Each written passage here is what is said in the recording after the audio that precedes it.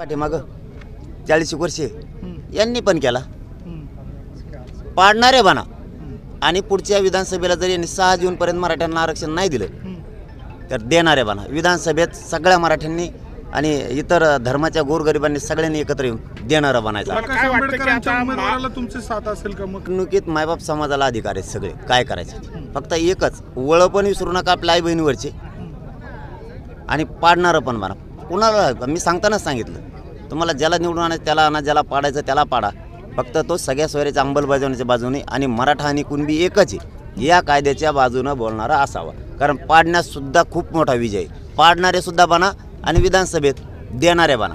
उमेदवाराची चर्चा आहे, महायुतीचा उमेदवार ठरवणार, तुमच्याकडनं काही उमेदवार देण्याच्या संदर्भात काही निर्णय झाला का? अनेक लोक आपल्या जवळची इच्छुक आहेत, त्यांचंही म्हणणं आहे की आपला पाठिंबा। त्यांचं वैयक्तिक म्हणणं असणं वेगळं, परंतु आम्ही कुठलाच उमेदवार दिलेला नाही, अपक्ष पण नाही आणि कोणचाच नाही आणि कोणाला पाठिंबा पण दिला नाही, कारण राजकारण आपला मार्ग नसल्यामुळं हा समाज खूप दिवसांनी एकत्र झालेला आहे। त्या राजकारणापायी मराठा समाजाचं आरक्षण मागं राहायचं आणि राजकारणाच पुढे यायचं, कारण आपल्या रक्तात राजकारणापेक्षा आरक्षण असणं गरजेचं आहे। म्हणून आम्ही कोणालाही पाठिंबा दिलेला नाही, कुठलाच उमेदवार उभा सुद्धा केलेला नाही राज्यभरात कुठंच।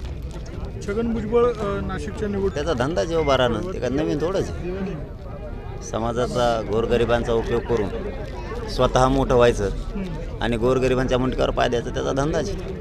मात्र मध्यंतरी ज्या वेळेला त्यांची प्रतिक्रिया घेत असताना त्यांनी असं म्हटलं ओबीसीतून आरक्षण देऊ नका, त्याला विरोध नाही म्हणते तर काय म्हणते? आमचं ओबीसीतच नोंदी सापडल्या ना, किती दिवस तू असं खोटं बोलणार आहे? किती दिवस असं गोरगरिबांच्या पोरांचं रक्त पेणार आहेस? आमच्या आत्तापर्यंत 57 लाख नोंदी सापडल्याच ना, याचा अर्थ मराठा समाज ओबीसीतच आहे, तरी तू म्हणतो ओबीसीत येऊ नका। ही कोणची नियती? आम्ही मिळवलं आहे, ते मिळवणार आहेत, तू विरोध करत राह, तुला आरक्षण ओबीसीतून पूर्ण मराठ्यांना घेऊन दाखवून एक नाही। तुम्हाला ज्याला निवडून आणा त्याला आणा, ज्याला पाडा त्याला पाडा, मी म्हणणार नाही तुम्ही विकास